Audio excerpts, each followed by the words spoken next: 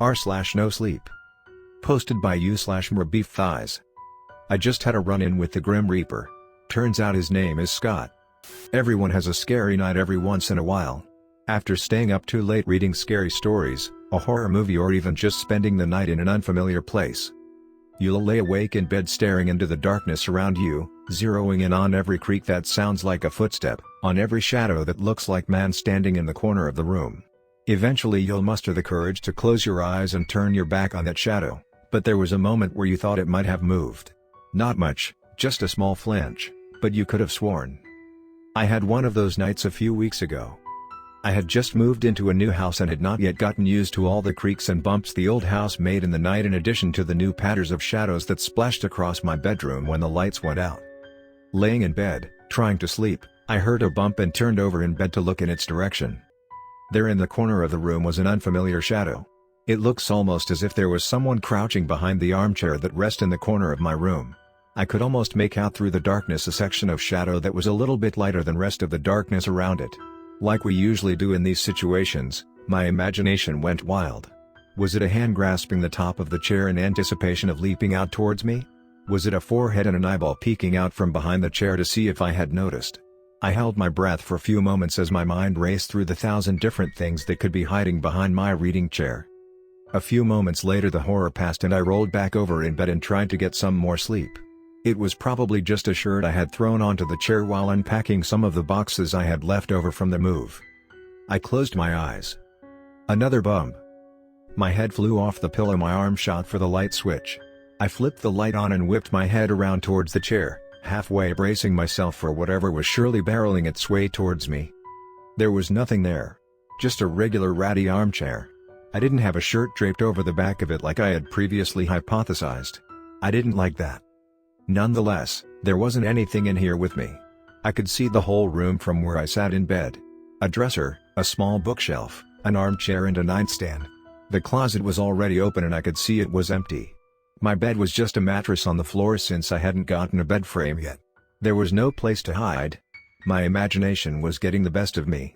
To make myself feel a little bit better I got up and locked my door. Then I went into my closet and grabbed a toy wooden sword I had gotten at the Renaissance fair and leaned it against the door just in case someone got past the lock. Somehow the sword would fall on the hardwood floors and wake me up. Only then did I crawl back in bed and close my eyes.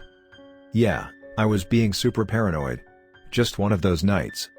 I woke up sometime later to a sharp poke on my back. Then a whispering voice, "Are you Phil Lockerbie?"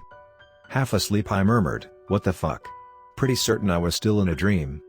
Another poke jabbed at my lower back, followed by another question, this time slightly louder, "Is your name Phil Lockerbie?" I rolled over in bed and reached for the light switch.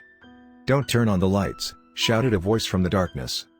Standing at my bedside was a 7-foot-tall figure wrapped in a black robe. The skinless face under the black hood was bright red and dripped with blood that seemed to evaporate before it hit the ground. The hands that poked out of the sleeves of the robe were also skinless and dripped the same cherry red blood that vanished before it made contact with the ground. It was holding my toy sword. I was too afraid to move. Too afraid to speak or make any sort of sound. I was completely paralyzed with fear. Then the figure opened its mouth. Usually people scream, so this is a nice surprise. "Thanks for that. Is your name Phil Lockerbie?" I pissed myself. "Oh man." The bleeding man pointed at the growing stain on my bedsheets with the wooden sword. "That is so embarrassing." Finally, I got my vocal cords to start working again. "Who are you?" The bleeding man swung the sword around a few times in mock combat.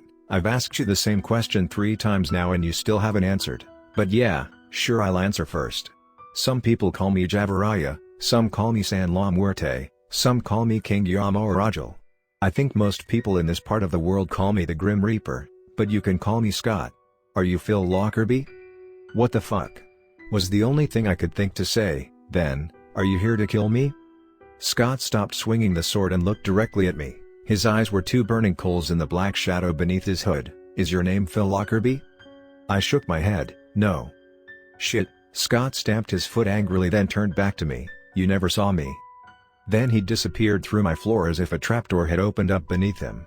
The wooden sword clattered to the floor where he once stood. I sat in my piss-soaked bed for another 10 minutes wondering if I was still dreaming or if I had suffered a complete mental break.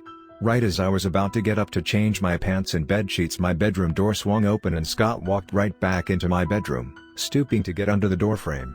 "Do you know where Phil Lockerbie lives?" he asked me, visibly annoyed. "This is the address we have on file, I just double-checked." "Who is we?" I asked, getting a little bit more comfortable around the personification of death itself. Scott immediately walked over and picked up the wooden sword off the ground. "We is in hell." He started swinging the sword around again like a child pretending to be a Power Ranger. "I just want to point out how disgusting it is. You're still sitting in your puddle. Do you know where Phil Lockerbie lives?" I got out of bed and pulled a fresh pair of underwear out of my dresser and walked to the bathroom to change. "I'm just going to splash some cold water on my face, and when I go back in there he'll be gone," I thought to myself. 2 minutes later, with my new undies on, walked back into my room to find Scott sitting in my armchair flipping through one of my Stephen King novels. "It really is insane how much this guy gets right," I heard Scott mutter to himself. "I wonder if he knows anybody?" I cleared my throat to announce my presence. Scott looked up from the book and asked again, "Do you know where Phil Lockerbie lives?" I did know. He lived across the street from me. He was the first neighbor I met when I moved in 2 days ago. If I told him, would Phil die? If I didn't tell him, would he take my soul as a replacement? What if he knew I was lying? "He lives across the street from me in the house with the green roof." 448. 448, Scott said, exasperated. "Aethelred's 8s always look like 3s. That's my bad." "So, what happens now?" I asked, feeling all the guilt in the world bubbling up inside me. I wanted to throw up. "You change your sheets and I pop over across the street and drag Phil's soul to hell." He stood up from the armchair and picked the sword back up. "Can I keep this?" "Bro, no. I like that sword." Scott pointed the sword in my direction. "I am not man, woman or even human, and in retaliation for you misgendering me so flippantly, I'm taking it. See you in 43 years. Again, he fell directly through my bedroom floor, this time taking my sword with him. I changed my sheets, but I didn't go back to sleep. I sat on the front porch of my house for 5 hours and watched Phil's house across the street. I heard his wife's screams at 7:43. The ambulance arrived at 8:01. Heart attack. I guess I have 43 years left and right now I don't know what to do with them. I think I need to try to get into contact with Stephen King.